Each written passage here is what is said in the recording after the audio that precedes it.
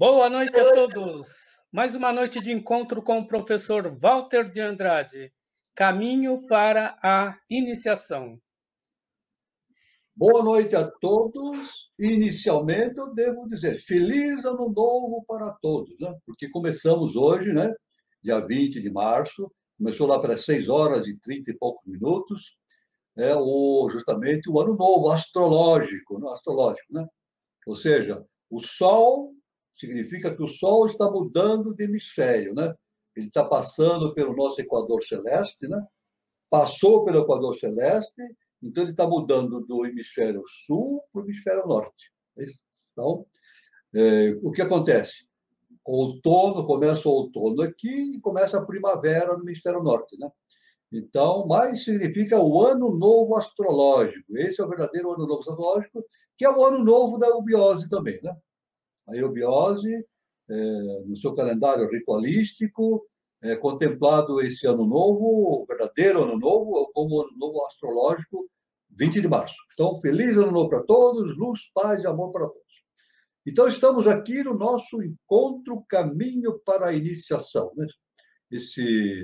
Sempre lembrando que esse encontro se refere ao processo de disseminação de sementes para que as pessoas possam escolher uma escola de iniciação e siga seu caminho de iniciação. E nós convidamos, então, aqueles que queiram seguir o caminho da iniciação, né? O programa é o Caminho para a Iniciação. Então, ela vai seguir o caminho da iniciação. Nós sugerimos, então, que venha se filiar à Sociedade Brasileira de Eubiose. E agora, em abril, vai começar o grau preparatório, né? Justamente o peregrino. Eles vão colocar agora aí a divulgação, nosso irmão Carlos vai colocar, está aí. Então, Sociedade Brasileira de Eubiose, Departamento de São Paulo, Moca, Santana, Sumaré, curso peregrino. Início, 5 de abril de 2021. Né? Estuda essa espiritualidade, autoconhecimento, iniciação e esoterismo. Então, está aí. Inscrições abertas. Para mais informações e inscrições, entrar em contato por e-mail de acordo com o seu bairro. Né? Então, pode ser na Moca, é moca.eubiose.com.br, Departamento de Santana, santana.eubiose.com.br, ou Sumaré, sumaré.eubiose.com.br, para fazer a sua inscrição. Isso. Muito bem. Então, aí estão todos convidados. Né? É sempre importante lembrar, que eu sempre lembro, que o importante na filiação numa escola iniciática, que é o caso da Sociedade Brasileira de Eubiose, é que essa escola siga rigidamente o padrão da filosofia transcendental cósmica, ou a ciência iniciática das idades. Né? Isso é muito importante, tem que seguir rigidamente. E é o que o nosso augusto mestre, fundador da Sociedade Brasileira de Eubiose, deixou para nós, né? Uma instituição profundamente baseada nesse conhecimento que vem da antiguidade muito longínqua. Né? Porque pode acontecer que existam correntes que se digam iniciáticas, mas não sigam exatamente os preceitos, né, dados pelos grandes mestres. Então, nesse caso, chama-se de correntes degeneradas, né, porque não segue isso. Se a pessoa segue uma corrente dessa, ela não vai conseguir chegar ao ponto que ela quer. Né? Você vai perder tempo e não vai conseguir a sua iniciação. Então, estão todos convidados, então, para começar o seu curso, o preparatório, o grau peregrino, né? Depois tem mais 4 graus seguintes, além do peregrino, mais 4 graus. E terminando, então, o grau peregrino e mais os 4 graus que se sucedem, a pessoa, o discípulo, tem a possibilidade de entrar definitivamente para a Sociedade Brasileira de Eubiose. Ele passa a fazer parte do que se chama, o que é denominado série interna. A partir daí, então, ele tem acesso a todas as revelações do professor Henrique de Souza, o material disponível para estudo, etc., né? Inclusive participação das reuniões rituais, agora temporariamente de maneira virtual, mas, quiçá, né, esperamos que seja breve, retornaremos à atividade presencial, né? E esperamos que seja breve isso. E devemos dizer também que todas essas lives de sábado e a de terça-feira também do canal 3005 estão disponíveis, os vídeos, né, estão disponíveis no YouTube e no Facebook. É só acessar lá, canal 3005, está disponível. Ou então, se quiser acessar do meu canal, Filosofia Transcendental Cósmica, é só acessar o YouTube e colocar lá, Walter Teixeira de Andrade, tudo junto, né? O nome completo, e vai aparecer lá, Filosofia Transcendental Cósmica, tem muita coisa para ser vista lá, palestras, vídeos, conferências e entrevistas e assim por diante, né? Tudo bem? Então, esse é o convite que nós fazemos. Muito bem. Então, hoje nós vamos começar aqui o nosso estudo, né? E eu queria, seguindo o caminho que nós seguimos, né? Estamos seguindo aqui no caminho, justamente da doutrina secreta de Helena Petrovna Blavatsky, né? Vendo o volume 1, Cosmogênese, vendo todos os ensinamentos que Blavatsky nos deixou a respeito do processamento, da metodologia que ela usou para escrever os livros, para fazer as suas comunicações ao mundo, né? E através dos mestres, ela sendo veículo dos mestres, né?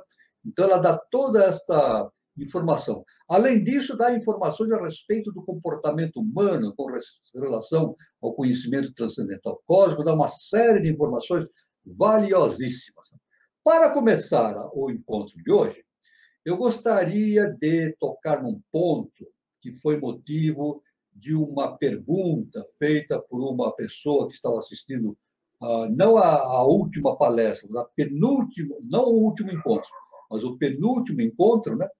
Essa pessoa mandou uma mensagem, né, pelo chat. Ela disse, pergunta de uma pessoa, né? Mas quem tira as suas próprias conclusões tem a possibilidade de cometer enganos? Isso porque eu havia dito isso baseado, não é minha invenção minha, transmitindo aquilo que o nosso querido mestre, professor Eliseu de Souza, nos ensinou, que nós devemos, diante dos conhecimentos transcendentais, nós devemos ler, estudar, meditar, pensar, analisar e tirar as nossas próprias conclusões. Então, essa pessoa perguntou, mas existe a possibilidade de a gente, tentando tirar as próprias conclusões, chegar a uma conclusão errada. Perfeito? A posição dessa pessoa é correta, claro.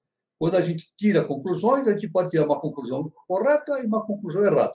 Só que, quando o nosso mestre, o professor Henrique José de Souza, disse, veja bem, agora vamos estudar isso, é muito importante.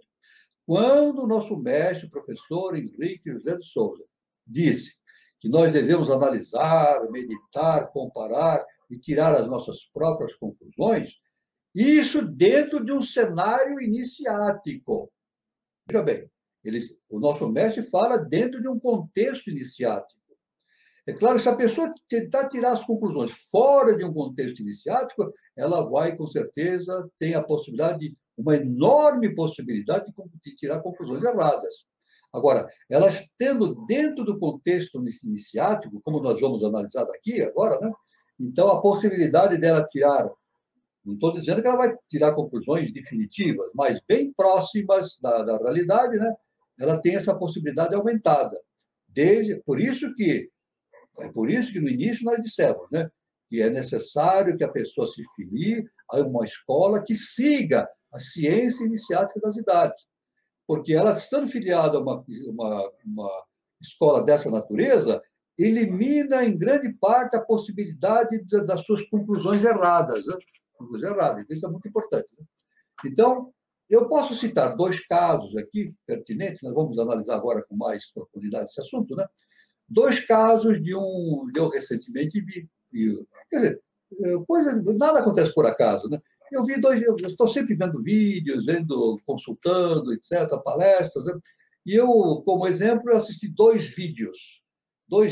Um vídeo de um ser, eu não vou dizer o nome de ninguém, só vou citar, né? Um cidadão que ele se diz muito estudioso, filósofo, etc., né? Tem um enorme conhecimento, uma bagagem filosófica de mais de 50 anos, 60 anos de estudo, né? E isso foi um vídeo que eu vi. E o outro vídeo que eu vi foi de uma estudiosa também, né, de uma determinada escola de filosofia. Ela fez uma palestra sobre Helena Petrovna Blavatsky, justamente sobre um livro muito importante dela, A Voz do Silêncio. A Voz do Silêncio, né? Tudo bem. Agora, quando eu vi esse vídeo desse cidadão, o que esse cidadão fez? Atacou o HPB, aliás, com palavras bastante chula, né? Bastante chula até, né? Disse que ela não valia nada, não fez trabalho nenhum, era uma plagiadora e não valia a pena, etc. Fez um comentário extremamente deselegante a respeito de Blavatsky. E o outro vídeo, justamente desta pessoa que é estudiosa da filosofia transcendental cósmica, analisando o livro dela, A Voz do Silêncio, ela mostrou uma Blavatsky grandiosa, uma coisa fantástica. Né? Então, nós vemos duas posições. Né? Dois seres humanos, um virando as costas para Blavatsky, criticando, e o outro elogiando e vendo os valores de Blavatsky. Ora, isso não acontece de agora. Né? Blavatsky escreveu Isis sem Véu em 1877. Escreveu a Doutrina Secreta, começou a escrever em 1888. Já quantos anos, né? E já naquela época ela tinha seus detratores, as pessoas que a perseguiam, diziam que era uma plagiadora, que ela inventava coisas, etc, etc. Isso permanece até hoje, né? Então, passou o século XIX, passou o século XX, passou o século XXI, e tem aqueles ainda que contestam a filosofia de Blavatsky. Agora, o que a gente deve perceber é que, se eu analisar a biografia desses autores que dão essas opiniões contrárias ou favoráveis a Blavatsky, eu posso perceber, inevitavelmente, eu vou chegar à seguinte conclusão. Aqueles que denigrem, que falam mal de Blavatsky, pouco leram de Blavatsky, ou talvez nada leram. E aqueles que acham Blavatsky extraordinário é porque leram muito das obras dela. Então, é questão de posicionamento biográfico do indivíduo com relação a esse conhecimento. Né? Mas é claro que as conclusões devem ser sempre do âmbito iniciático. Né? Aquele que ataca Blavatsky, ele não tem aquele pensamento no campo iniciático. Né? Ele não segue a ciência iniciática das idades, porque se seguisse, ele poderia entender a coisa. Mas mesmo assim,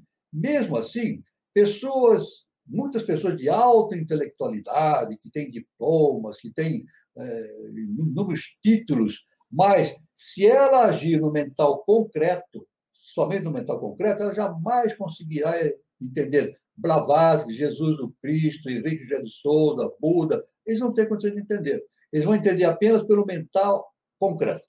E não vão sair, vão ficar circulando, girando e não saem daqui. Né? Então, é claro que, diante disso tudo, então, nós vamos vendo essa questão do nosso mestre, né? A afirmação dele, que nós devemos analisar, estudar, meditar e tirar as nossas próprias conclusões, mas dentro de um contexto iniciático. Veja bem, dentro de um contexto iniciático. Né? É claro que Helena Petrovna Blavatsky, indiscutivelmente, transformou o enfoque da filosofia no Ocidente, pelo menos no que tange a filosofia transcendental cósmica. Ela fez enormes transformações na sociedade. Atualmente, a sociedade, de maneira geral, a intelectualidade ainda não admitiu isso. Né? Apenas um grupo restrito de pessoas tem esse conhecimento, né? Mas a grande maioria da intelectualidade não tem esse conhecimento. E também não se interessa para saber disso. Agora, é claro que eu analiso a biografia daqueles que comentam Blavatsky. Né? Eu analiso a biografia. O nosso mestre, quando fala de Helena Petrovna Blavatsky, ele sempre se refere a Blavatsky como a mestra Helena Blavatsky. Ele sempre fala isso, a mestra Helena Blavatsky. O nosso mestre fala isso. Ora, então, analisando a biografia, eu analiso a biografia do nosso mestre, né, que chama Helena de mestra. e analisa a biografia de um cidadão que se diz culto e ataca de maneira bastante cruel a Blavatsky, analisando as duas biografias, eu tiro a minha conclusão. É esse que é o ponto, eu tiro a minha conclusão dentro de um contexto iniciático. Então, só pelo estudo da biografia.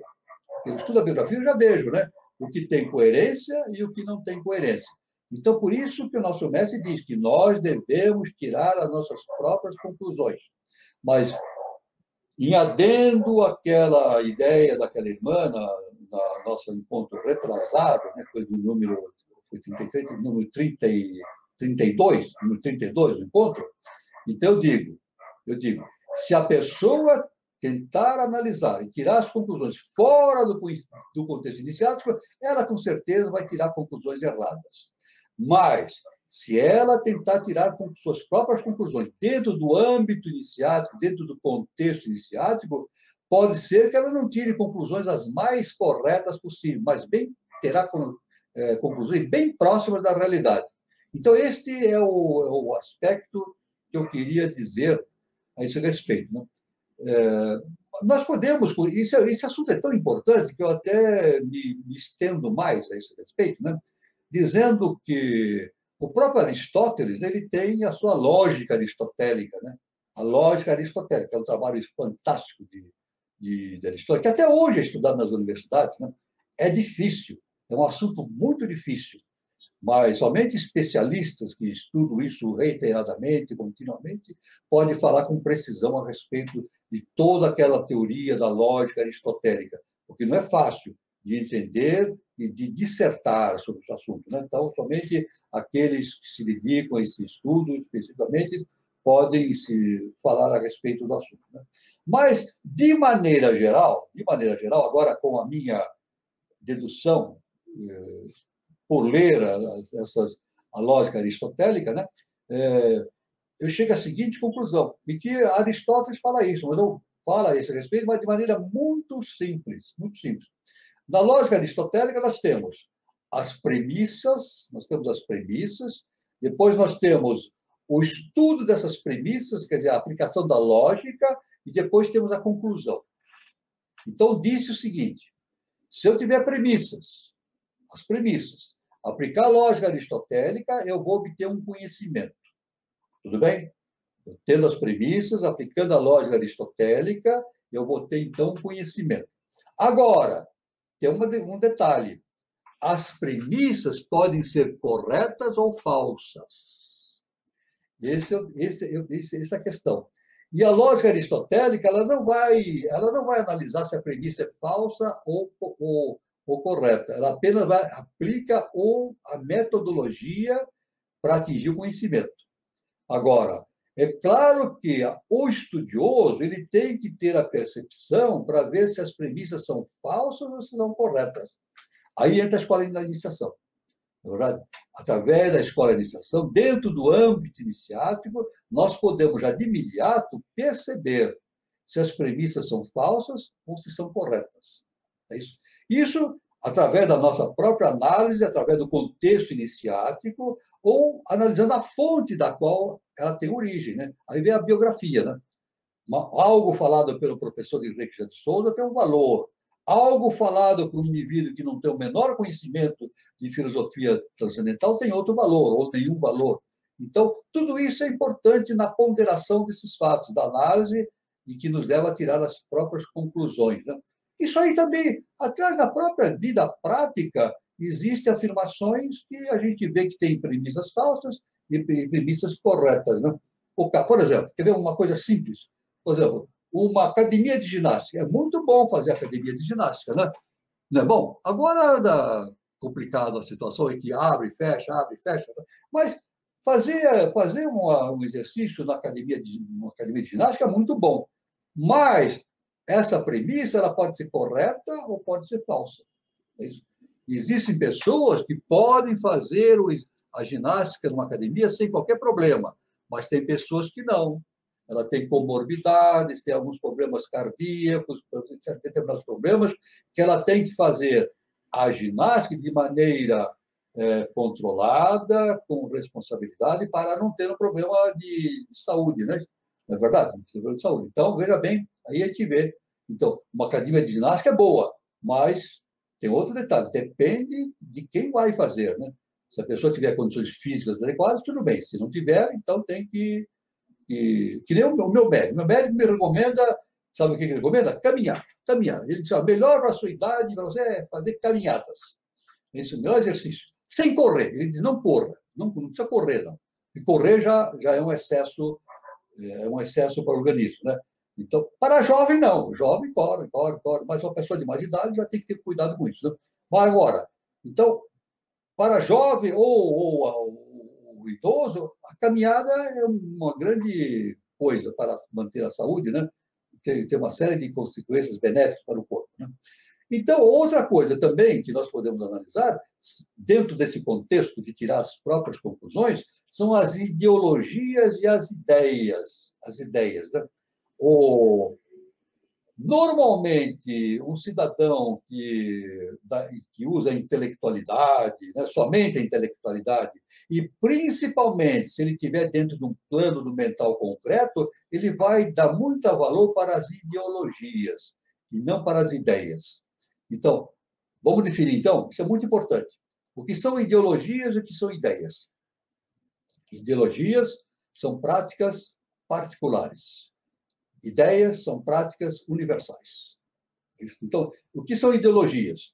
São ideias, são conceitos que servem a determinado grupo, isso, que defende determinada organização política, e defende determinada ação governamental ou de grupos, etc. É sempre assim. A ideologia é sempre assim. Defende desejos de grupos, partidos, organizações, interesses financeiros e assim por diante. Então, esses são as ideologias. Aliás, a ideologia está ligada ao quaternário, né? A nossa personalidade. Agora, tem as ideias. As ideias, não. Tem um sentido universal. É isso. Foi definido por Platão. Platão, Aristóteles, eles defendiam justamente as ideias. E as ideias são muito importantes para a gestação, para a criação de um novo estado de consciência para a humanidade, né? Uma nova civilização. A nova civilização não vai ser baseada em ideologia. Não, ideologia está com os dias contados. A nova civilização tem que ser baseada em ideias. As ideias são universais. Uma ideia válida aqui na Terra, em outro planeta, em outra galáxia, tem validade universal, né? Então, isso nós vemos, então, que, por exemplo, defender um sistema político de organização é uma ideologia. Uma outra sentido. Veja bem, eu estou girando em torno daquilo que o nosso mestre disse, né? Medite, compare, tire as suas próprias conclusões, mas dentro do âmbito iniciático. Então, um caso prático da ideologia, por exemplo, é defender sistema de organização política. Monarquia, democracia, parlamentarismo, isso é prática da ideologia. Então, essa é a ideologia. Uma ideologia é sempre assim, defende um sistema de governo. É isso? Ideologia. Quando a gente sabe que a ideologia é particular e a ideia é universal, tanto que a sinarquia não é uma ideologia, é uma ideia. Aí, veja bem, já entrando no sentido iniciático, né? Nós vamos ter umas lives aí que nós vamos conversar sobre sinarquia. Vamos nos aprofundar, é um assunto bastante extenso. Talvez 2 ou 3 lives, ou até mais, falando sobre sinarquia, né? Então, a sinarquia, então, não é uma ideologia, não é um sistema político, é um estado de consciência. Um estado de consciência justamente ligado com o plano universal, né? Então, isso é muito importante. Veja bem, aqui já estamos tirando conclusões a respeito da organização social, política do mundo de acordo com as ideias e não de acordo com as ideologias. Nós podemos até citar aqui, para complementar esse fato, né, a questão da metafísica, né, dentro de um contexto platônico, né?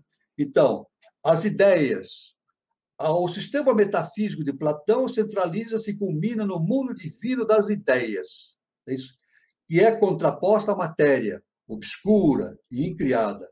Entre as ideias e a matéria estão o demiurgo, o arquiteto do universo.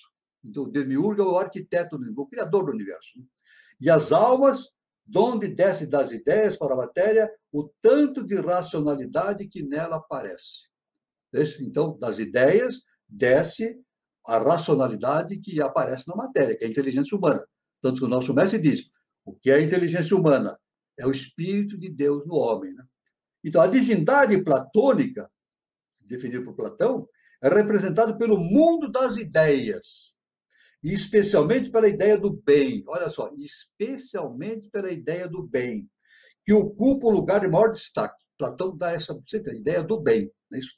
Pelo fato de que as ideias são consequentes, conceitos personificados, transferidos da ordem lógica à ordem ontológica, terão, consequentemente, as características dos próprios conceitos, transcendentes à experiência, universais, imutáveis e ordenados logicamente, sistematicamente entre si, que faz parte da dialética. Né?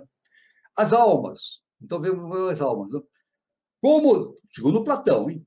Como o demiurgo, o criador, e a independência dele, a alma tem uma função mediadora entre as ideias e a matéria, veja bem, a alma tem uma função mediadora entre a ideia cósmica e a matéria, no plano físico desse. Né?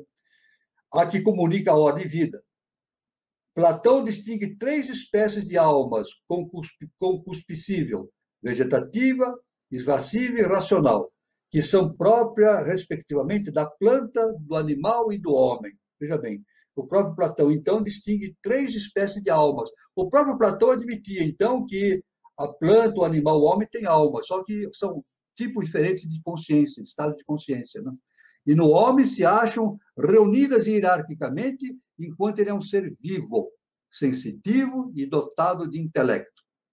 A alma racional está no corpo humano como em uma prisão. Platão falando, hein?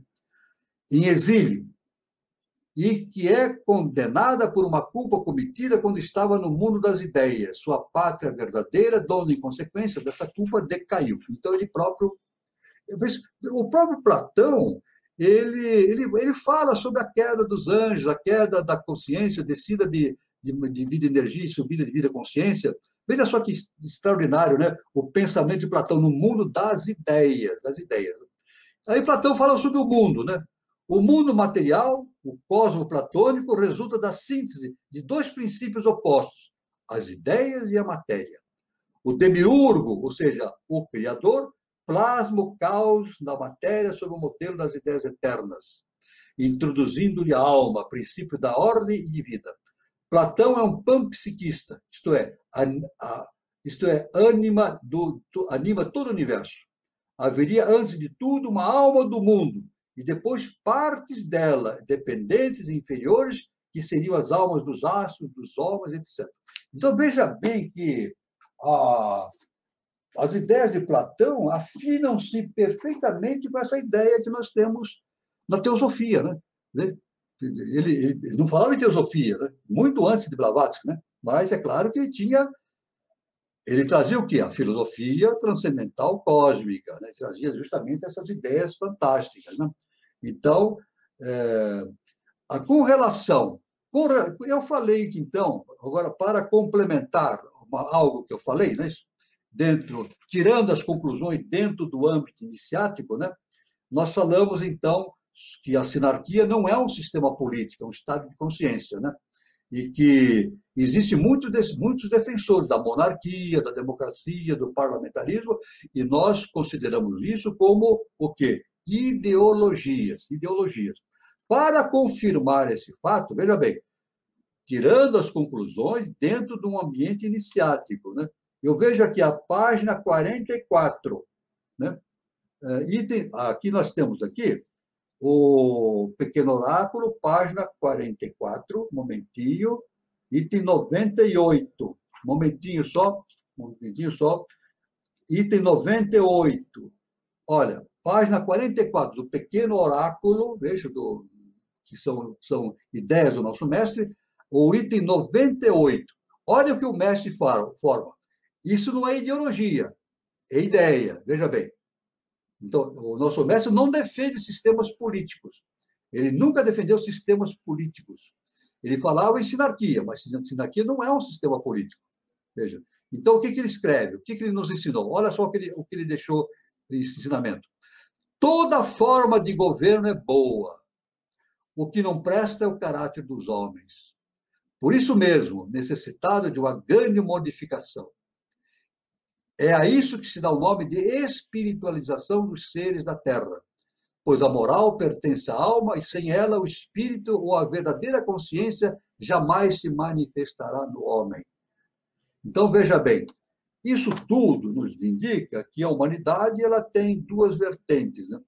Uma grande parte ainda agindo no mental concreto, que é grande parte da nossa intelectualidade, né? Do mundo acadêmico, vivendo no mental concreto.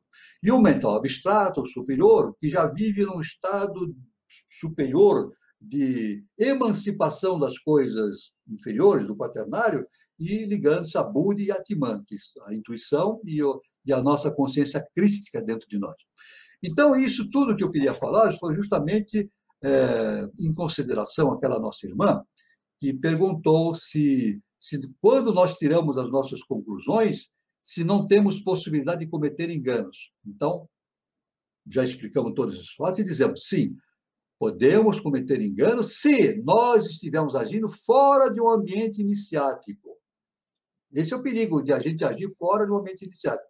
Mas se o indivíduo estiver dentro de um ambiente iniciático, dentro de uma escola iniciática, com fontes dignas, fontes fidedignas, de mestres, etc., ele vai analisar tudo e, com certeza, ele vai tirar conclusões próprias suas, bem próximas daquilo que é compatível com o seu estado de consciência, bem próximo da sua realidade última naquele momento, naquele determinado momento. Então, isso que eu queria deixar bem claro, justamente para não deixar passar em branco essa questão que a nossa irmã falou, a respeito dessa questão do tirar as suas próprias conclusões.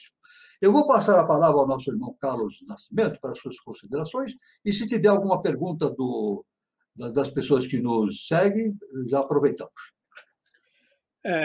Muito interessante. Eu quero ressaltar que é muito interessante as pessoas fazerem pergunta e questionamento, porque vem à tona um monte de conhecimento. O professor traz para a gente um monte de conhecimento e ideias que a gente só percebe depois que a gente ouve, viu, professor Walter? Porque a gente sabe que os grandes mestres eles sofreram muitas perseguições e muitas difamações. E uma coisa, professor, é quando as pessoas não compreendem, então elas julgam sem compreender. E como o nosso mestre dizia, cada um que tire as suas conclusões, isso daí significa buscar compreender, né? Quando você compreende de fato, você pode perceber. Eu acho que isso é até um processo iniciático. Você vai aprendendo com a sua busca e com a sua conquista de compreensão. E uma outra coisa que o senhor deixa muito claro é em relação a julgar, não porque não compreendeu, porque está preso a valores que não serve mais para esse estado de consciência que a gente está vivendo, né? Que é valores que nem a ideologia, que prende, né, o estado de consciência da pessoa, e a ideia é a verdade que liberta, né? Então, desse questionamento, a gente tira todo esse conhecimento, todo esse aprendizado. E professor Walter, a gente tem uma pergunta. Sim. Da Fernanda Alves. Ela pergunta para o venerável irmão Walter: a sinarquia sendo um estado de consciência, qual é o efeito dela na sociedade?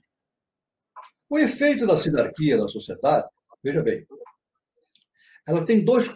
Eu vejo, através, justamente seguindo o caminho do nosso mestre, professor Henrique de Souza, dentro de um contexto iniciático, nós temos dois aspectos importantes. A sinarquia é um estado de consciência, não é um sistema político. Ou seja, a sinarquia não é algo como, por exemplo, a independência de um país ou a república, né? A independência é proclamada, a república é proclamada. Então existe o dia da proclamação da república, o dia da proclamação da independência. Não vai existir o dia da proclamação da sinarquia, isso não existe. Não, jamais vai existir. Né? A partir de hoje é sinarquia. Isso não vai existir nunca. É isso? Vejam bem, isso não vai existir. Um determinado governo, chegar um político e dizer assim, a partir de hoje o sistema é sinarquia. Não existe isso. Por quê? Porque a sinarquia ela vai se desenvolver à medida que o estado de consciência da humanidade vai se desenvolvendo rumo ao plano cósmico. E a sinarquia significa cooperação. Cooperação. Então, o efeito da sinarquia tem desses dois aspectos. Né? A sinarquia é fruto da expansão do estado de consciência da humanidade, quer dizer, a ascensão do ser humano em direção à casa do Pai, né? E a outra consequência é a descida desses valores cósmicos em direção da Terra. Não é verdade? Veja bem, eu só posso falar para a irmã, no tempo da Atlântida, a sinarquia funcionava em Atlântida. O sistema de organização era sinárquico. Depois a Atlântida foi derrubada, né, sumiu através das águas, e um grupo de seres foram retirados de Atlântida e levados para a meseta do Pamir, uma região transhimalaíanica, né, além dos Himalaias, com relação à Índia. E nesse tempo, né, chamado Império de Rã, esse Império de Rã, lá existia funcionando a sinarquia. Só que com o tempo, por decorrência dos próprios seres humanos, isso foi se degenerando, a sinarquia deixou de existir na face da Terra. Quer dizer, ela fica interiorizada. Ela deixa de existir na face da Terra, mas ela fica interiorizada em Agartha, Shambhala e assim por diante. Né? Então, a gente vê que a sinarquia sempre existiu.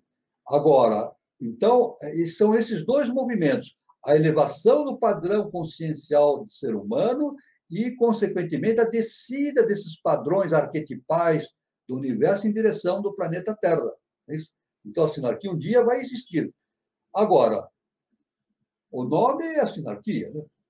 Mas cada um pode dar um outro nome, cosmocracia, ou então seria cosmoarquia, o nome não importa. Né? Sinarquia, o nome próprio já diz, sim, arquia é governo, sim, é em conjunto. Então, é governo em conjunto. Em conjunto. Então, na sinarquia, não há diferenciação entre padrões de consciência, né? Todos agem no sentido de comunitário, né? Então, essa é a importância, esta é a consequência no padrão evolutivo da humanidade, da sinarquia. Agora, qual é o maior lema da sinarquia? O maior lema da sinarquia é aquilo que os mestres todos ensinam, é o amor universal. O amor universal é o lema fundamental da sinarquia. Vale mais do que tudo. Tendo isso, nós temos uma organização estrutural da sociedade perfeita, equilibrada, com justiça, com equilíbrio, com fraternidade e assim por diante. Então, essa é a consequência da sinarquia. Acreditamos que esse processo deverá estar vigindo na face da Terra lá pelo ano 3005, que é justamente o fato de nós temos aqui o canal 3005, né? Justamente esse fato. Né? Canal 3005, porque o professor diz que nesse ano 3005 a humanidade vai atingir um estágio de evolução bastante diferenciado, bastante diferenciado. E o nosso mestre fala, deve surgir um novo estado de consciência e surgir uma nova civilização na face da Terra. Então, nós temos que trabalhar pela sinarquia, que não é fruto de ideologias, não é fruto de ideologias, é fruto de processo de transformação da sociedade. Né? Tanto que, eu vou só dar um exemplo de algo de uma ideologia e de uma ideia. Eu vou dar um exemplo agora político, então, político de uma ideologia e de uma ideia. Quer ver, sim? A questão dos políticos.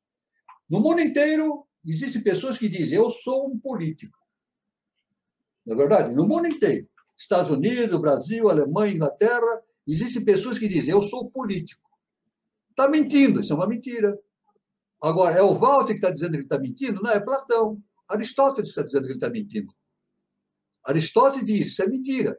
O que Aristóteles diz? Aristóteles diz, o homem é um animal político. Veja bem. Então, a verdade é o seguinte, cada cidadão é um político. E aquele que diz que é político, ele é representante do político. Veja, conforme Aristóteles. O político não é político, ele é representante do político, que é o cidadão. Então, quem faz política é o cidadão, aquele que votaram nele. Ele não faz política, ele é apenas representante. Então, na própria nossa dita democracia, existe um erro de base. Existe um erro de base que os intelectuais não falam nada. Não falam. O erro de base que vem de Aristóteles. Aristóteles não concebia dessa maneira. Então, aí existe um erro de base na própria aquilo que a gente chama de democracia. Mas, devido à nossa condição de estado de consciência, né? Aquele grande estadista, né? Aquele estadista inglês, né? Me lembro o nome dele aí, o estadista inglês da Segunda Guerra Mundial, o grande irmão Carlos. Churchill. Winston Churchill, exatamente. Isso é célebre. Winston Churchill é célebre numa das declarações dele. Ele falou com outras palavras, mas dizendo a mesma coisa. Ele disse, olha, ele falou, Winston Churchill, que foi o maior estadista que o mundo já conheceu, sem dúvida nenhuma. Ele disse, a democracia é muito ruim, mas é o melhor que nós temos. Olha o que ele falou. A democracia é muito ruim, é uma coisa muito ruim, mas é o melhor que nós temos. É essa situação. É o melhor que nós temos, a democracia, por enquanto, né? Agora, ela não tem padrões cósmicos, padrões diferenciados. Ela tem o quê? Baseado em ideologias, né? Os partidos, né? Geralmente, toda a democracia tem os partidos. Os partidos os partidos são agrupamentos ideológicos. É ideologia, cada um defende, né? Então tem partido de esquerda, direita, de cima, de baixo, do centro, não sei o que lá, né? Tem ponta esquerda, ponta direita, centroavante, na verdade, para fazer uma ligação com o futebol, né? Isso são ideologias. E a ideologia, na verdade, não leva a nada. A ideologia só leva ao aprisionamento à personalidade humana. Então, respondendo para a irmã, a sinarquia é a libertação da humanidade de todas essas ideologias, visando um sistema de organização, não política, de organização espiritual, trazendo benefício para todos e que todos caminhando juntos, trabalhando pelo bem comum. E, basicamente, baseados na lei cósmica, que é o amor universal. Essa é a resposta que eu podia dar para a irmã. Se tiver mais alguma... Tem algumas perguntas, sim, professor, mas como a sinarquia já é uma ideia, né? Essa ideia precisa ser trabalhada e realizada agora, né? Uma das perguntas que é do Júlio Teixeira, tá? Sinarquia seria estado de consciência e fluiria para um governo harmonioso com a lei como padrão. Exatamente. O irmão Júlio, ele sempre dá informações muito interessantes, muito inteligentes. Eu gosto muito da participação do nosso irmão Júlio. Então, nós podemos pensar o seguinte: o nosso mestre diz, ano 3005, a humanidade vai ser constituída por um novo padrão de comportamento, etc., daqui a 1000 anos. Mas não quer dizer que a gente deve ficar em berço esplêndido, né? Dormindo em berço esplêndido, como diz o nosso hino nacional, né? Dormindo eternamente em berço esplêndido, à espera que as coisas aconteçam. Não é assim. Temos que trabalhar hoje. E pequenas transformações que nós fizermos são grandes passos para em direção do futuro da humanidade. Então, o trabalho pela sinarquia não é em 3005, é já. É já. Deve ser feito já. Né? Introduzindo novos conceitos, novos padrões de comportamento, novos padrões de visão da sociedade, etc. Né? É claro que o caminho da sinarquia é justamente estabelecer uma harmonia entre a face da Terra e a divindade, que Platão chama do demiurgo. Né? Então, Platão diz, o demiurgo projeta, existe o demiurgo e a sua projeção na face da Terra. Justamente, nós temos que fazer essa união entre a alma humana e esse demiurgo, né? Que a gente chama do eterno. Né? E, de maneira mais imediata, o primeiro logos, né? A Quibel, né? No nosso estágio evolutivo atual. Né? Então, evidentemente, é como o nosso irmão Júlio falou, é um estado de consciência que flui para um governo harmonioso com a lei, como um padrão. Né? Então, além disso, veja bem, no nosso sistema de organização, na democracia, nós temos o poder legislativo, o poder judiciário e o poder executivo. Né? Então, O poder executivo, ele tem o poder de tomar as decisões da lei. É o presidente, de qualquer país, o presidente. Então, pelo menos na democracia, o presidente é a palavra final. É a palavra final, desde que dentro dos ditames da sua Constituição. Né? Ele não pode ferir a Constituição. Mas ele estando dentro do padrão constitucional, a palavra dele é final, em qualquer país. Estados Unidos, Alemanha, etc, etc. Né? Agora, então, o poder supremo de um país é o presidente. Mas na sinarquia, o poder supremo não é o executivo, é o legislativo. Veja bem, o poder supremo de uma sinarquia é o legislativo. Então, na sinarquia, nós temos o legislativo, o poder maior, depois, em segundo plano, o segundo poder, o legislativo, o judiciário, né? Que é o segundo trono, né? O mundo das leis, e o poder executivo, que não é aquele que dá ordens, é aquele que faz a evolução, o processo assim, econômico, social da sociedade. E, pelo contrário, o poder executivo da sinarquia não tem poder de mando. Veja que interessante. O poder executivo da sinarquia não tem poder de mando. Ele tem o poder sobre a riqueza, mas não tem o poder de mando. E o poder legislativo, ele não tem poder sobre a riqueza, ele não pode ter poderes, pode ter posses materiais, mas tem o poder de mando. Mas esse poder de mando do legislativo, da sinarquia, não é o legislativo que nós conhecemos hoje. Né? Não é o legislativo das leis humanas, é o legislativo das leis cósmicas. É diferente. Então, esse legislativo da sinarquia, ele dá o parâmetro, a orientação das leis cósmicas que devem reger todo o Estado sinárquico. Essa é a questão. Então, tem uma diferença muito grande. Estado de consciência. É um novo estado de consciência gerindo um novo estado de comportamento do ser humano. Mas, de qualquer maneira, nós temos que dizer o seguinte, que é necessário trabalhar já pela sinarquia. Não devemos esperar, não, tem que trabalhar já. Pequenas modificações no comportamento humano, no autoconhecimento e na estrutura da sociedade, vai provocando a melhoria dos processos sociais humanos. Isso é muito importante. Ou, se tiver outra pergunta aí, não sei se tem, vamos ver. Ô, professor, o nosso irmão Elias, ele pergunta o seguinte, existe alguma relação entre a implantação e expansão da sinarquia com o ano de 3005? Veja bem, o nosso mestre afirma que no ano 3005 a humanidade vai atingir um estágio, né, muito elevado de consciência, né, comparativo, que nós podemos chamar uma nova civilização. É claro que não é o ápice da evolução, né? A evolução é infinita. Né? Mas dentro do contexto humano, é o ápice, é algo que a humanidade nunca atingiu, 3005, né?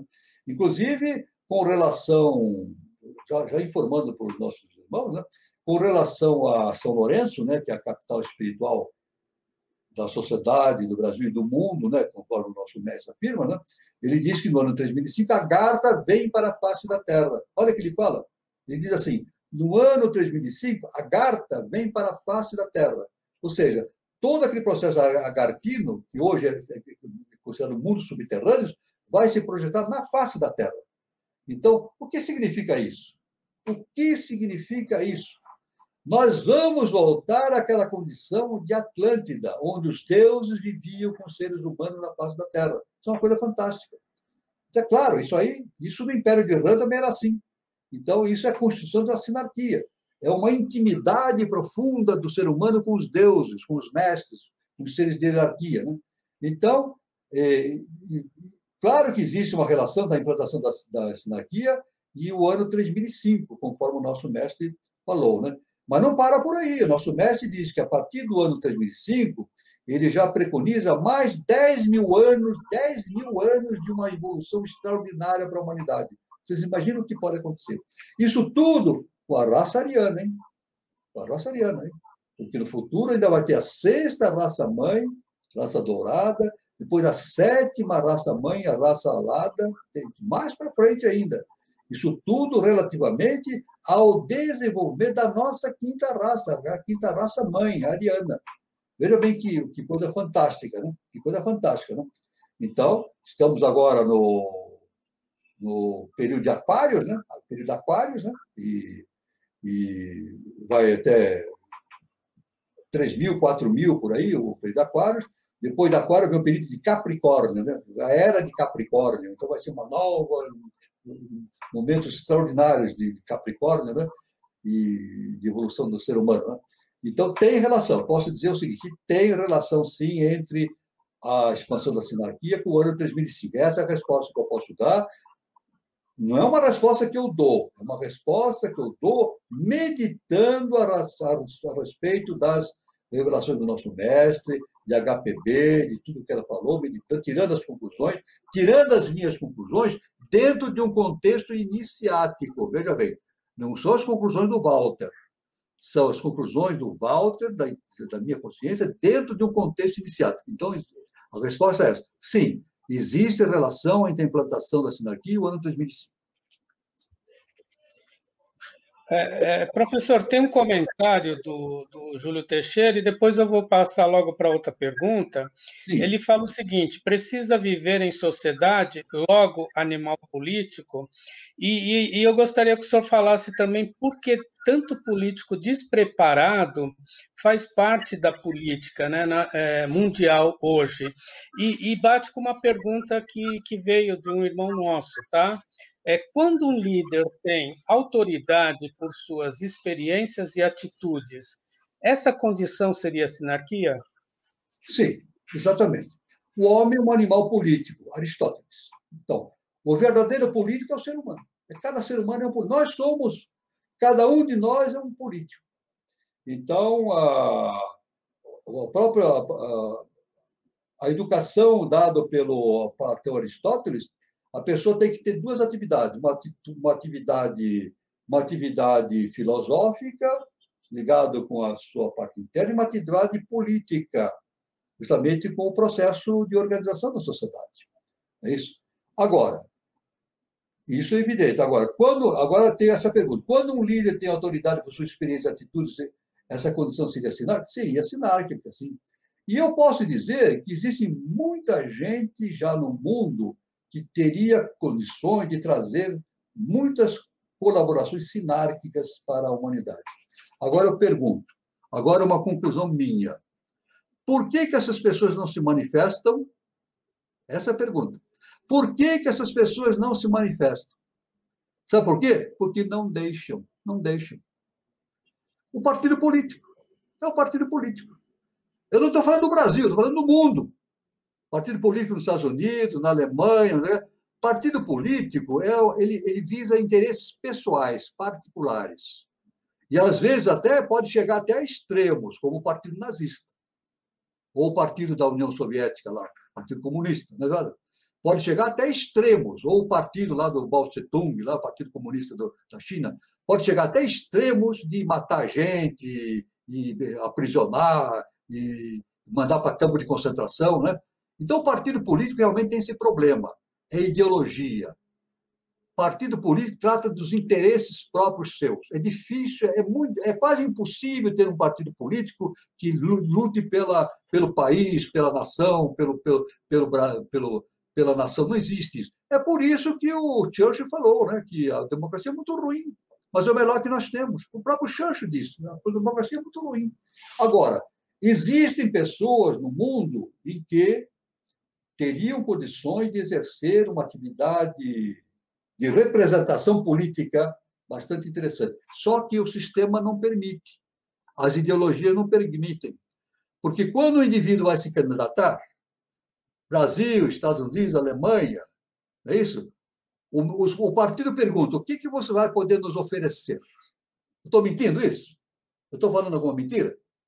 Os componentes do partido vão dizer assim: o que nós vamos ganhar com isso? Você vai nos dar cargos, você vai nos dar projeção financeira, etc. Então, tudo são grupos, interesses de grupos. E, às vezes, o interesse de grupo, como diz, atinge o fanatismo, né? Como Partido Nazista, Partido Comunista lá do, da União Soviética e assim por diante. Atinge extremos, o partido lá o partido lá Chinês. da Itália, lá, o partido Ao fascismo. fascismo, né? São partidos que atingem a loucura, né? É a ideologia no mais alto grau de loucura possível. Agora, por que não surgem seres que podem nos dar importantes colaborações? Porque essa política que nós conhecemos não permite. Isso nós vamos falar em sinarquia.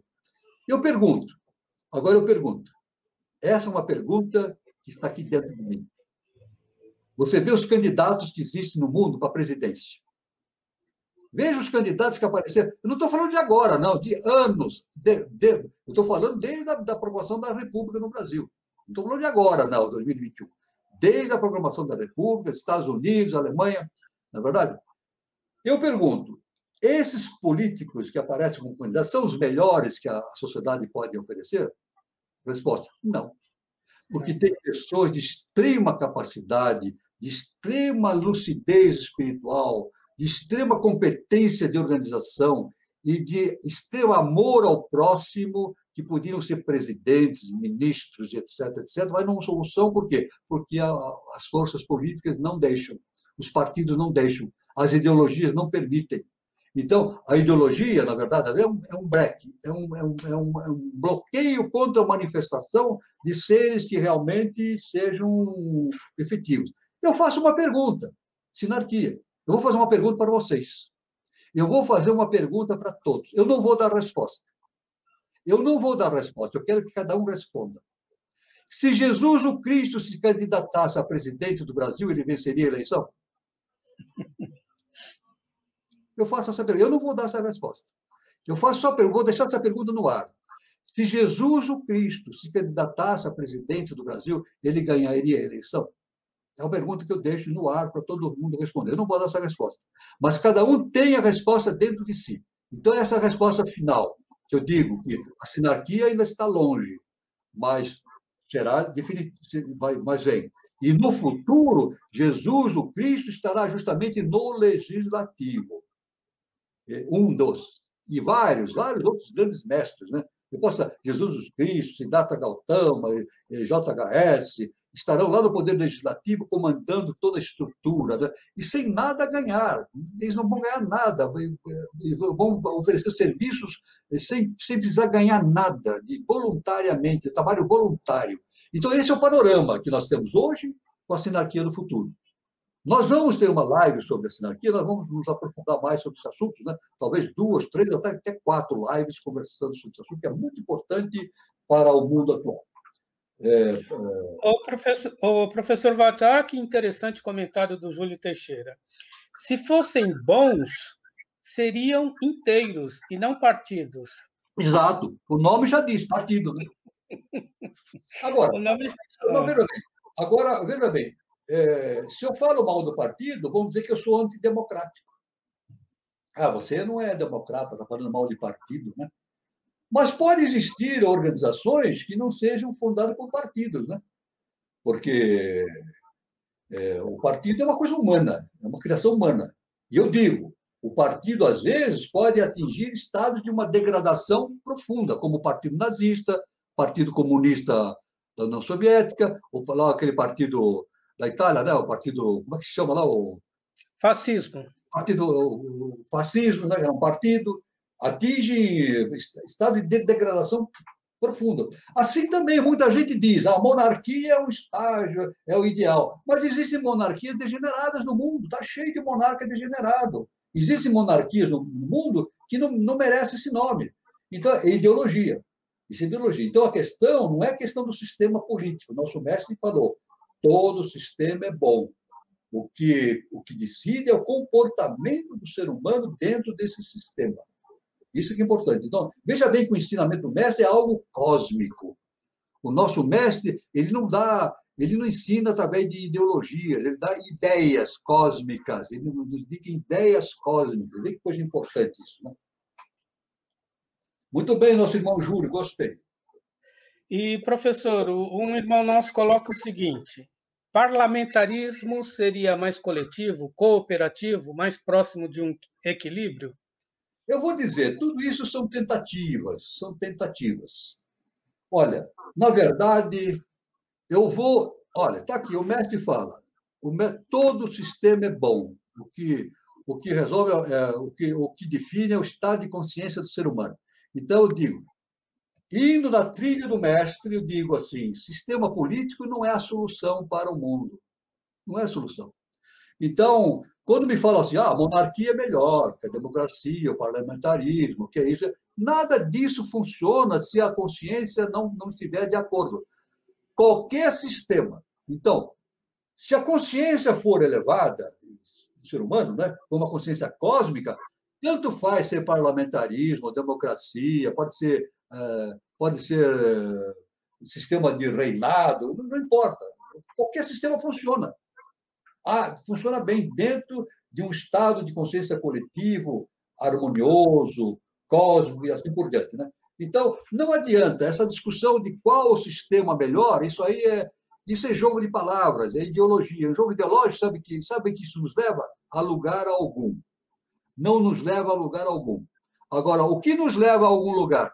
Transformação interna. Isso nos leva.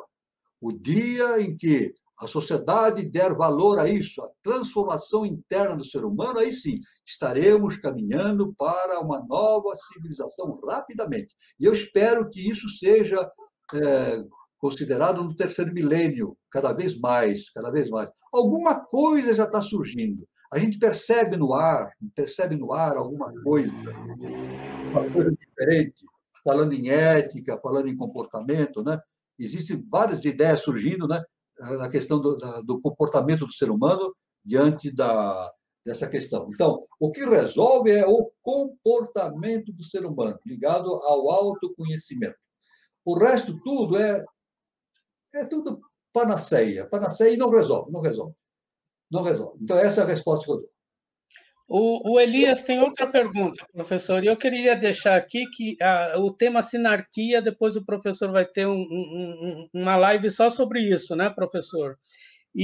Mas está vindo muita pergunta sobre sinarquia. Ele pergunta o seguinte: a sinarquia já foi iniciada ou instalada a partir de 49 ou quando o JHS nasceu?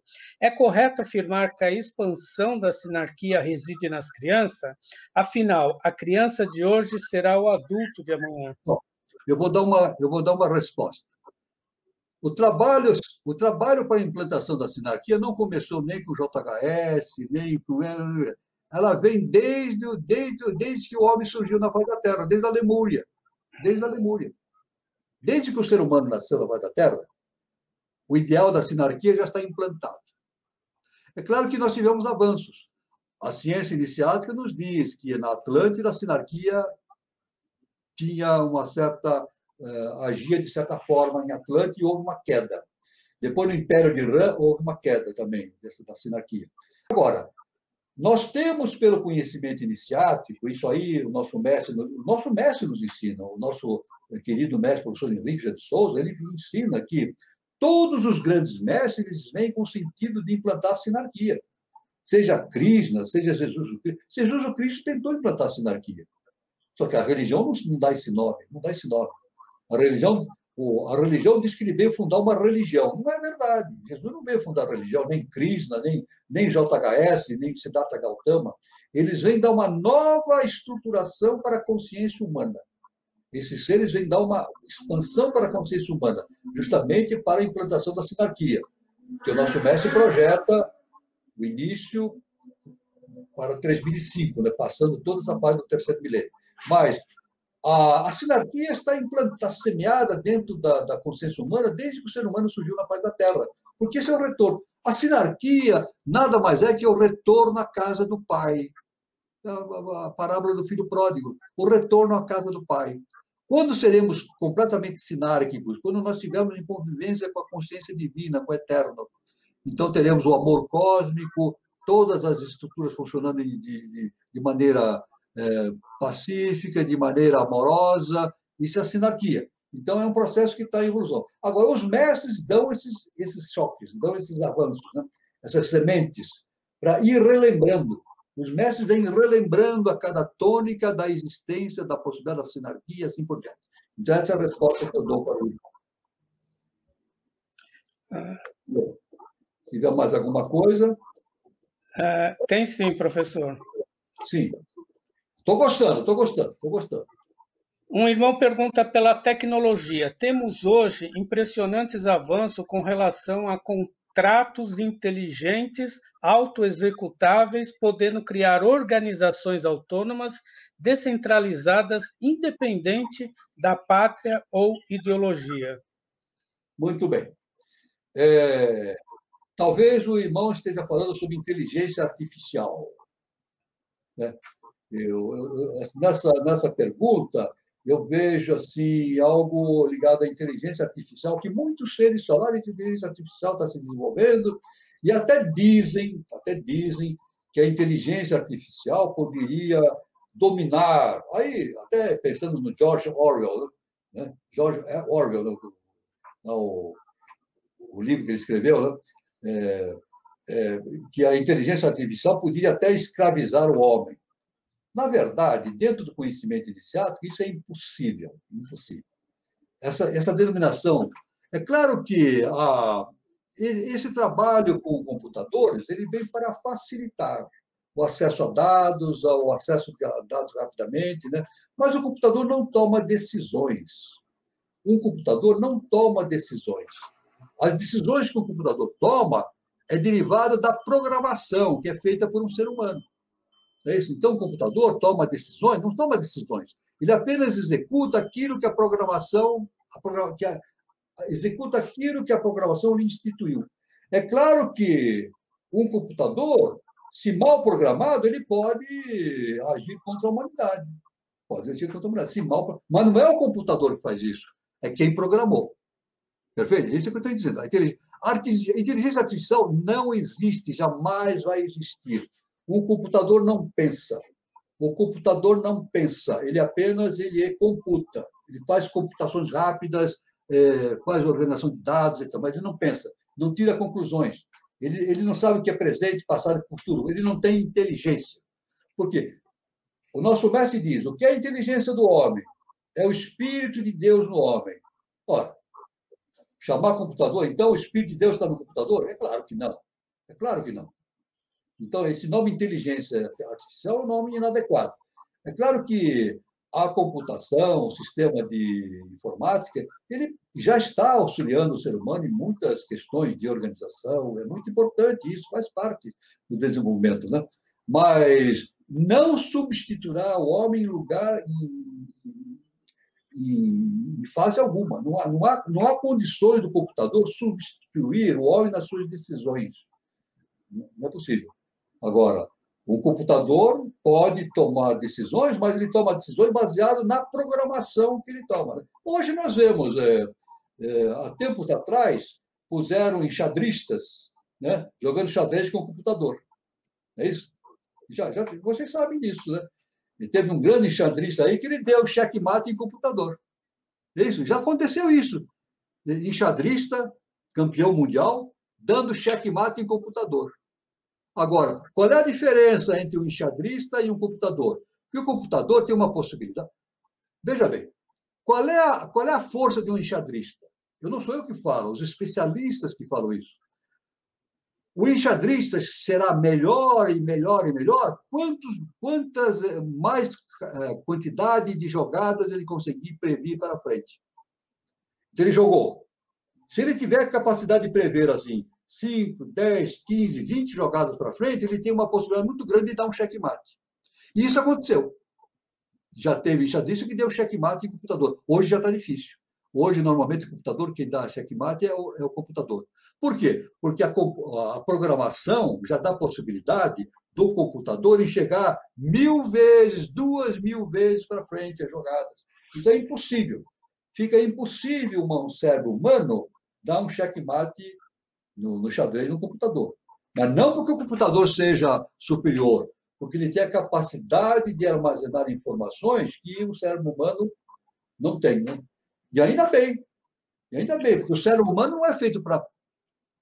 Meus irmãos, o cérebro humano não foi feito para armazenar dados. Veja bem, está certo. O computador é feito para armazenar dados. O cérebro humano não é feito para armazenar dados. O cérebro humano é feito para criar. Criar, o que eu digo, não é criar coisas, é servir de veículo para a consciência superior. Então, o computador não faz isso, né? Então, essa é a resposta que eu dou. Tá. Viu, professor? Tem um comentário da Paty Tombadini, e Sim, depois eu vou complementar com uma pergunta do Júlio. É possível que estes profícuos colóquios concorra para o aprestamento do processo em geral, trazendo 3005 ainda mais para o presente? sim, claro, mas é claro. Veja bem, a E- troca de ideias, os colóquios, diz esse nosso colóquio e outros, é isso, né? Isso, É claro, isso aí. Isso a sociedade tem que fazer permanentemente. permanentemente. A sociedade tem que fazer isso permanentemente. O que falta hoje na sociedade, no meu ponto de vista, é justamente essa troca de ideias. Troca de ideias, né? Agora, troca de ideias de uma maneira iniciática.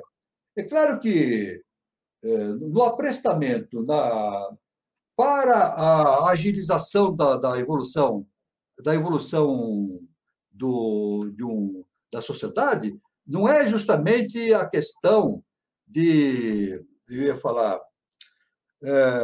somente de trocar ideias do público em geral, mas a elite, uma outra questão importante. O grupo que vai dar o avanço para a humanidade rumo à sinarquia não é o povo em si, mas é a elite espiritual.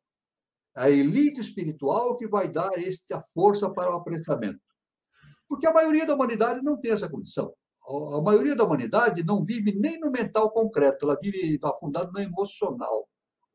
A maioria da humanidade ainda vive afogada no emocional, nos conteúdos lunares ainda. Isso. Então, uma outra parte tem um conteúdo mental concreto, que não é suficiente para grandes conquistas. E uma elite espiritual tem o domínio do mental abstrato e ainda uma porta aberta para a intuição, já na raça ariana. Então, é a elite que vai justamente produzir esses avanços através dessas conquistas todas. Né? Por exemplo, o Brasil tem 210 milhões de habitantes. Né? Agora, uma ideia minha. Hein? Se nós tivéssemos no Brasil 100 mil pessoas ou 200 mil pessoas trabalhando efetivamente pela sinarquia, dentro de um padrão ético, de um padrão cósmico, nós teríamos grandes transformações na sociedade. Grandes transformações. 100 mil a 200 mil pessoas. O que é? 10% da, 10% da população. Né? Então, o que vai definir o futuro da humanidade, do Brasil, não é o povo em si, mas é a elite. A elite, né? E o Júlio Teixeira ele faz uma pergunta, professor. 3005 e a Garta na face da Terra. Teríamos nós esse estado de consciência? Acho que já existem, mas como o professor acaba de ensinar, não deixam. Exatamente, há uma resistência, há uma resistência. Né? Esses ensinamentos, você vê que tem gente que renega, né? Tanto esse caso que eu citei, né? Fala sobre HPB, Leila Babai, ele diz, isso aí é uma plagiadora, o que ela fala não vale nada. Quer dizer, o que não vale nada é a opinião desse cidadão, né? Porque ele não conseguiu entender e jamais vai entender. Jamais vai entender, sabe por quê? Porque a atividade dele é no mental concreto. Ele fica girando no mental concreto. Ele não tem. Ele é um repetidor. O indivíduo que tem essa opinião sobre HPB, ele é um repetidor de fatos. É isso? Ele que nem um computador. Ele que nem um computador. Ele não usa a inteligência, ele fica repetindo. O computador faz isso, ele repete, repete, repete. É o mesmo processo. Né? Agora, é claro que o que os mestres falam geralmente não são aceitos de imediato por toda a população, mas são aceitos por uma elite. Agora, existe uma lei universal que diz que a qualidade domina a quantidade. A qualidade domina a quantidade. Isso é inevitável. Se aquilo que a qualidade que uma elite propõe, isso aí fica permanente, fica batendo permanentemente. Né? Então, é por isso que a escola de iniciação visa a formação de uma elite. E quanto mais essa elite aumentar, melhor para a evolução da humanidade. Por isso que a escola de iniciação não é um conhecimento de massa, não é que nem a religião, que é um conhecimento de massa, não. A escola de iniciação é um conhecimento dado para uma elite. E essa elite tem a função de fazer profundas transformações sociais, espirituais, éticas, morais da humanidade através do ensinamento e do exemplo também. Ô, professor, tem uma pergunta do Elias. O termo Kali Yuga se relaciona com sinarquia? Olha, na verdade, claro, veja bem, Kali Yuga representa a idade do ferro, né? Não é isso? Isso. Kali Yuga, a idade do ferro. Nós vivemos a idade do ferro. Nós vivemos a idade do ferro. Existem as quatro idades, Sati Yuga, etc, etc. E a Kali Yuga, nós vivemos a idade do ferro. É a idade mais material que temos. É isso? A idade mais material. Isso aí já vem de milhares de anos. Né? Agora, a Kali Yuga, sendo a idade do ferro, tem uma predominância muito grande da materialidade. Materialidade. Mas o nosso mestre, o professor Henrique de Souza, ele afirma: onde há muita sombra, há muita luz também. Onde há muita sombra, há muita luz. Então, essa Kali Yuga é usada para dar um choque também, né? Um choque na humanidade para impelir a humanidade para o seu destino evolutivo. Né? Então, a Kali Yuga, nós estamos, quando nós atingirmos a sinarquia, nós teremos a Sati Yuga, a idade do ferro, a idade do ouro, a idade do ouro, dito, né? Então, nós estamos caminhando para a idade, a Sati Yuga, a idade do ouro. Isso é inevitável. Isso é inevitável. Isso aí vai acontecer, queiram ou não queiram. Isso faz parte da evolução do planeta Terra. Né? Então, realmente, a Kali Yuga tem essa relação com a sinarquia como o ponto mais denso da evolução humana, né? Que é a idade do ferro, mas que se abre para uma nova possibilidade, que é a Sati Yuga, a idade do ouro. Né? Professor, tem muita gente parabenizando o senhor pelos ensinamentos sobre sinarquia e tem vindo muitas perguntas. Eu não sei se vai dar tempo, a hora passou muito rápida que eu nem percebi. Sim, Então, eu queria deixar. Eu queria passou deixar isso, eu queria deixar registrado aqui, professor Walter, que no canal 3005 tem várias lives e uma sobre um estudo maior sobre sinarquia, tá? Então, quem tiver oportunidade de querer aprofundar mais o conhecimento sobre sinarquia, poder também consultar alguma coisa, alguma live que já foi passada sobre sinarquia no canal 3005. Eu acho que é muito legal, muito interessante a gente buscar conhecimento, tá? Professor, veio bastante pergunta, né? E muita gente agradecendo. Talvez demore um pouco. A Margarida, né, Martins fala sobre competência, ética e responsabilidade, que eu acho que é muito importante. Tem um que pergunta sobre comer carne, né? Como? Superfilhos, ele fala, seria um bom tempo falar sobre alimentação, né? O hábito de Também. carne, etc. Né? Também. A gente está no momento que a gente tinha que dar uma purificada, né? Eu quero fazer um comentário no nosso irmão, ele perguntou isso, é muito importante. Eu quero dizer o seguinte, olha, nós estamos num quarto sistema evolutivo e houve a queda de Atlântida. No tempo de Atlântida, o temperamento era um só. Com a queda de Atlântida, surgiram os quatro temperamentos. Nós temos quatro temperamentos ligados à personalidade. Na verdade, são 7 temperamentos. São 4 temperamentos ligados à personalidade e 3 superiores ligados à tríade superior. Na verdade, são 7 temperamentos. Mas dentro do personalidade, os 4 temperamentos, é muito importante que cada um, inevitavelmente, tem um tipo de alimentação. Tem um tipo de alimentação. É isso? Eu quero dizer o seguinte, veja bem, claro que no futuro nós não seremos vegetarianos. Nós não seremos vegetarianos. Nós vamos comer frutas. No futuro, a humanidade vai comer frutas. Porque há necessidade, certas pessoas, que, de acordo com o seu temperamento, elas têm necessidade de comer carne. E outros têm necessidade de ficar somente uma alimentação vegetariana. É questão de cada um. Cada um desses 4 temperamentos tem uma necessidade específica. E por vezes, se não se der essa alimentação carnívora para uma pessoa, ela pode ter problema de saúde. Então, vai ser pior ainda. Né? Então, não é o momento. Não é o momento ainda disso. Uma outra coisa também, uma outra coisa importante. Ninguém vai se tornar um adepto pelo fato de se tornar vegetariano. Veja bem, olha só o que eu estou dizendo. Ninguém vai se tornar um mestre ou um adepto pelo fato de se tornar vegetariano.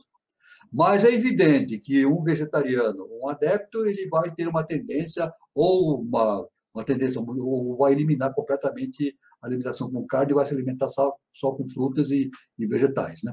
Isso é verdade. Né? Isso é verdade.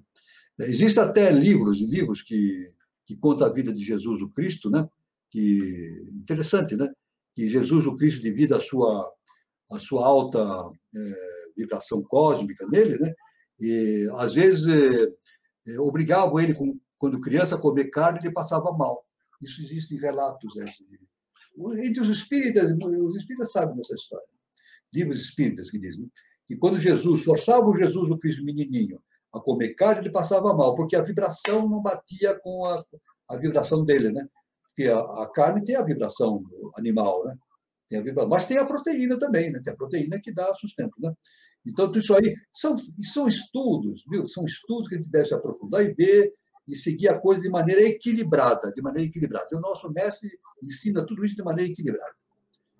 Seguinte, por favor. O Cauã Tupinambá, professor, faz 2 perguntas. A primeira, o Brasil é a Atlântida? E a outra, ele faz o seguinte: as profecias de Tagore dizem que o homem superior, o Messias, nascerá no Brasil, e ele virá como o verbo que é a palavra. Bom, então são 2. O Brasil não é Atlântida, mas tem remanescentes de Atlântida. Essa é a resposta que eu posso dizer. O Brasil não é Atlântida, mas tem remanescentes de Atlântida. Como é que a gente reconhece os remanescentes de Atlântida no Brasil? Aqueles que têm um mental concreto muito acirrado, muito forte. Aquele que age como... O que foi desenvolvido na Atlântida, para a maioria, é o mental concreto. Não que não existia gente com mental abstrato, mas a maioria da população desenvolveu mental concreto. Então, aqueles remanescentes espirituais de Atlântida na humanidade hoje, eles têm um mental concreto muito forte. Sabe o que corresponde a isso? Ao São Tomé. Ao São Tomé que Jesus falava, né? Aquele que não acredita em nada, duvida de tudo, não, tem que me provar as coisas, né? Então, é assim, né? Tanto que até na Bíblia diz que Jesus se apresentou ao São Tomé, ele não acreditou que era o Jesus ressuscitado. Bom, isso é bíblico, estou dizendo um estudo bíblico, né? Que a história é bem outra, né? Então, Jesus mostrou a mão dele com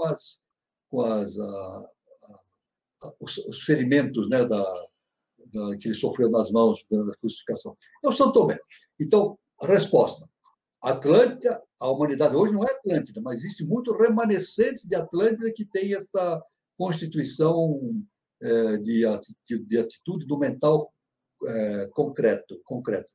Agora ele diz, profecia de Tagore, não é isso? O nosso mestre, o Messias que nasce no Brasil, na verdade, é o Avatara Maitreya. Avatara Maitreya. Isso o nosso mestre diz. Brasil, pátria do Avatara Maitreya. Mas isso aí é um ciclo, onde normalmente tem que nascer um Avatara, um Buda. Tem que nascer um Buda para fazer esse processo de transformação da sociedade. Mas devemos entender que esse Buda ele não vem na forma de um ser humano, simplesmente. Eu sou o Buda, eu sou o Avatara, eu sou Maitreya. Isso não vai acontecer. Alguém vai chegar, vai aparecer na frente, numa praça pública, e dizer assim, e vai dizer, eu sou Maitreya. Não é assim. Onde vai aparecer Maitreya? Essa é a pergunta. Onde vai nascer Maitreya? Dentro de cada um. Maitreya deve ser veiculado por cada um. Então, cada um de nós deve fazer a sua transformação interna para ser veículo de Maitreya. Não só de Maitreya, como de outras consciências superiores, que o nosso mestre chama de Maharajas, né? Não, ele dá outro nome, não Maharaja, outro nome que o nosso mestre dá, de seres transcendentais, né? Que vão vir para a face da Terra fazer esta conexão entre a parte arquetipal com a parte humana, né? Então, isso é muito importante. Então, essa é a resposta que eu quero dizer. Avatara Maitreya. Maitreya nascerá, assim, já nasceu, já está entre nós, se manifestando, e cada um tem que se manifestar dentro da consciência de cada um. Essa é a resposta que eu posso dar. Tá. Então, para finalizar, professor, tem uma pergunta de um irmão. De que forma a tecnologia nessa nova fase aquariana irá nos beneficiar no caminho evolucional? A tecnologia é muito bem recebida. Ela é bem recebida, tanto que hoje, o que nós estamos fazendo hoje? Nós estamos conversando numa live, né? Exatamente. Se não existisse a live, eu ainda ia por telefone, daria para falar por telefone? Ia ter que falar um por telefone. Não é isso? Ou que jeito que não tinha jeito. Então, você vê, a live de hoje é uma conquista tecnológica e é muito especial no momento que nós estamos passando. Então, a tecnologia é muito especial para a humanidade. Mas não é a tecnologia que vai fazer a diferença no futuro da humanidade. Isso que é importante, né? A ciência dá muita importância à tecnologia, como um desbravamento de novas oportunidades, o futuro. Não. A tecnologia é apenas uma instrumentação, ela ajuda o ser humano, né? Agora, a base da transformação da humanidade é a transformação interna do ser humano, né? Eu até digo o seguinte, olha, isso aí é uma conclusão minha, através das minhas observações.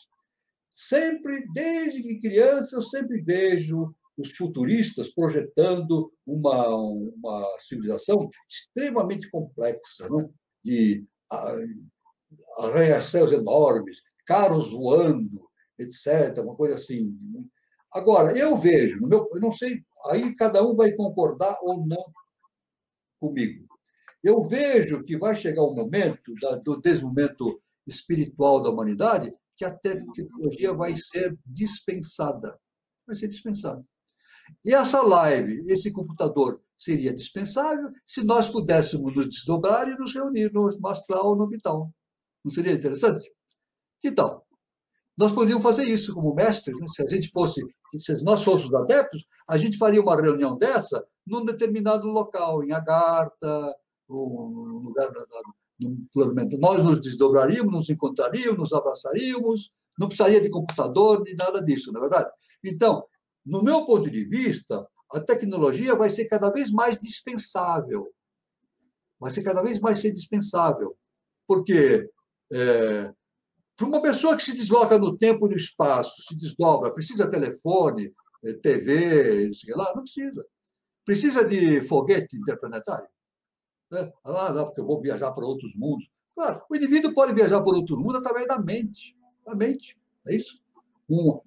Dentro do conceito da iniciação, dentro do conceito iniciático, diz o seguinte, isso é básico, um adepto pode viajar pelo sistema solar inteiro. Um adepto, ele pode viajar pelo sistema solar inteiro na sua consciência. E eu também admito que uma consciência superior, ele pode viajar para outras galáxias, pode viajar para onde ele quiser pelo universo inteiro, dentro das limitações do seu estado de consciência. Então, eu acho que a tecnologia é boa, mas ela tem uma limitação, porque o próprio desenvolvimento das potencialidades internas do ser humano vai dispensando cada vez mais a TV, a informática, não é verdade? Por esse fato, porque cada vez mais nós vamos nos manifestando em plano superior, a gente pode viajar para lá, para cá, etc. Né? Então, é que nem eu digo, a Agartha, né? A Agartha é um plano de elevada vibração. Né? Como é que eu posso ir a Agartha? Eu tenho que pegar um ônibus, um trem, um avião, ir numa embocadura, entrar? Não é assim. Como é que eu entro em Agartha? Vibrando de forma agartina. Já estou lá. Eu só não estou lá porque eu não tenho vibração agartina. Não é verdade? Eu só não posso ir a Agartha porque eu não tenho uma vibração agartina ainda. O dia que eu desenvolver a minha evolução espiritual, eu tiver uma evolução agartina, então eu vou poder ir à Agartha direto. Eu vou conversar com o ser de Agartha, como o nosso mestre ia. O nosso mestre ia para Agartha, ou para Shambhala, etc. Então, a conquista da informática é muito boa, mas ela tem uma limitação. Vai chegar um momento que ela vai ser desnecessária. Esse que eu estou dizendo. Vai chegar um momento que televisão, computadores, vai ser desnecessário, porque nós vamos fazer isso tudo mentalmente. Perfeito? Isso aí, isso é importante. Então, a tendência da humanidade não é ter uma alta complexidade tecnológica, não, pelo contrário, é ser cada vez mais simples. Na minha visão, ser cada vez mais simples, porque a capacidade interna do indivíduo, as suas qualidades internas espirituais vão se tornar tão grandes que ele vai dispensar os fatores materiais. A materialidade tem um plano de existência determinado e vai acabar um dia. Vai ficar somente a espiritualidade. É isso que eu digo. Fantástico, professor, fantástico. E tudo na vida também, gente, é uma questão de exercício. Uma coisa que eu percebi em mim, mas eu acho que é um exercício e um treinamento. A gente passa pela rua e todo mundo de fone de ouvido ouvindo música. E eu, professor, consigo ouvir a música que eu quero, a hora que eu quero, e aonde eu quero, porque está tudo na mente. Está na mente, exatamente. É isso. Está na mente, Né? exatamente. É isso. Ouvir Beethoven, Mozart, a hora que eu quero, está tudo aqui na minha mente. Exatamente. A gente pode ver. A gente ouve internamente, está tudo aqui. Exatamente. Está Isso é tudo, verdade. tá tudo aqui dentro. Pessoal, então faça esse exercício de desenvolver o mental, hein? Exatamente. Professor, a hora passou muito rápido, eu nem percebi, estava ótimo, e chegou a hora de eu passar um recado para o pessoal que está aí nos prestigiando, tá? Então, no canal 3005, tá? Nós temos a nossa roda de conversa toda terça-feira, e nesta terça-feira, dia 23 de março de 2021, no mesmo horário, às 20h40, a gente tem um tema muito legal. Filosofia tolteca, os 4 compromissos, tá? Então, no sul do México vivem os toltecas que influenciaram os maias e os astecas de sua filosofia. E os compromissos são dicas éticas em linha com os ensinamentos iniciáticos, baseado no livro de Dom Miguel Ruiz, Os 4 Compromissos. A apresentação será da palestrante Lúcia Helena Cordeiro, tá? E nós teremos também a participação, tá, professor, dos mediadores. Tá? Deixa eu tirar essa faixa aqui de baixo. Nós teremos os mediadores, que é a Daniela Troncoso, tá? E o Eduardo Nunes, os dois como mediadores. E a nossa querida palestrante Lúcia Helena Cordeiro, tá, professor? Esse é um recado. E eu tenho um outro recado também, viu, pessoal? Que é sobre o ENOA, né? Que começa dia 21, tá? E 21, 22 e 23, tá? É só se inscrever lá no canal da UA, tá? Deixa eu ver se eu tenho aqui mais informação, tá? Então, o Enoa, deixa eu ver se eu tenho algum comentário sobre a participação. Pessoal, o Enoa, ele é uma reunião que é feita presencial todo ano, mas como a gente está numa época de pandemia, ele está sendo feito online, tá? Então ele começa, as inscrições começam, já começaram dia 20 de março, tá? E é o 11º encontro do Ararat, dia 21, dia 22 e dia 23. Então, tem que fazer a sua inscrição no site www.oararat.org/eventos. Então, vocês fazem a inscrição, tá? E os temas da conversa será sobre obra O Mundo em Construção. Inaugurará as possíveis abordagens conceituais sobre o tema anual de trabalho do setor cultural e educacional da SBE. Tá? Apresentação de Gabriela Andrade da Silva, José Wilson Neto e mediação de Rubens Soveral e Souza. Tá? E no dia essa conversa será aberta a todo o público e terá também uma apresentação, tá? Uma apresentação do café. Tá? Então, prestigia o ENOA, né? Começa nessa segunda-feira, contará com um teatro aberto para o público, tá? Com a nossa querida Elza Almeida e a equipe do Café Cultural de Santana. Pessoal, vai ser muito interessante, participem, tá? E é isso. E, pessoal, eu queria agradecer a todos pelo encontro de hoje, pela participação de todos, agradecer a presença, a participação, continue prestigiando o nosso canal, continue prestigiando o professor Walter de Andrade, que o conhecimento enriquece, né, professor? E o conhecimento desenvolve o nosso estado de consciência. Professor, tem muita gente agradecendo o senhor, e eu também agradeço. Desejo um bom final de semana a todos e boa noite. Feliz ano novo para todos, luz, paz e amor para todos. Até o próximo encontro.